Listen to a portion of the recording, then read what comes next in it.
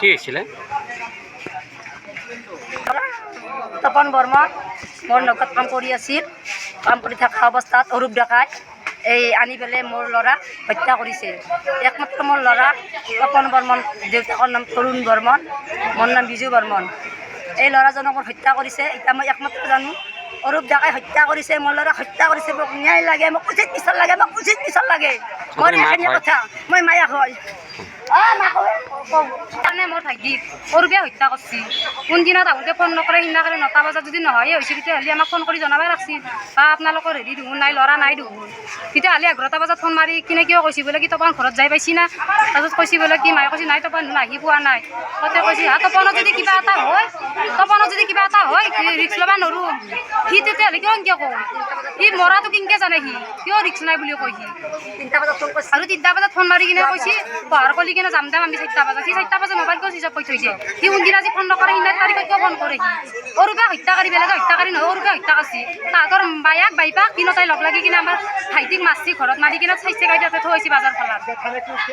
থানা এতিয়া সেই কৰিব লাগে। আৰক্ষী থানালৈ কিয় আহিছে আজি? আৰক্ষী থানা ইনাকাৰে পুলিচে হেৰি কৰা নাই, আমাক মানি লোৱা নাই, গোচৰ ৰুজু কৰা নাই নেকি? কৰা নাছিলে। সেইকাৰণে আজি আমি কিমান দিন হ'ল? আজি কিমান দিন হ'ল ঘটনাটো? ভাইটি মৰিব বৃহস্পতিবাৰে মৰিছে।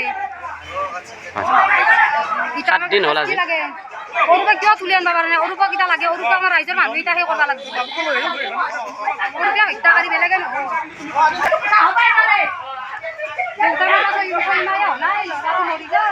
আইতাকাৰ লগত থাকবো।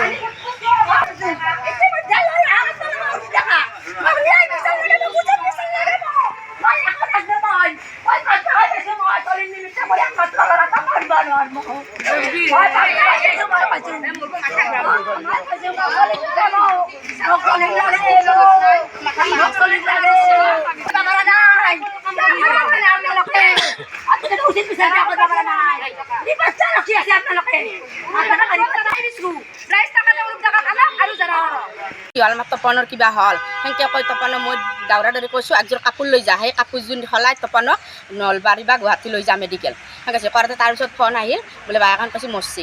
মৰাৰ পিছত আমাৰ ল'ৰাটোৱে আৰু বুঢ়ীটোৱে গ'ল, তাৰপিছত আমিও গ'লোঁ যাওঁ যে পষ্টমৰ্টম কৰিব লৈ গ'ল। পষ্টমৰ্টম কৰিব যোৱাৰ পাছত লগে লগে ৰিপৰ্ট দেনাকে আমি নাজানো ডক্টৰে।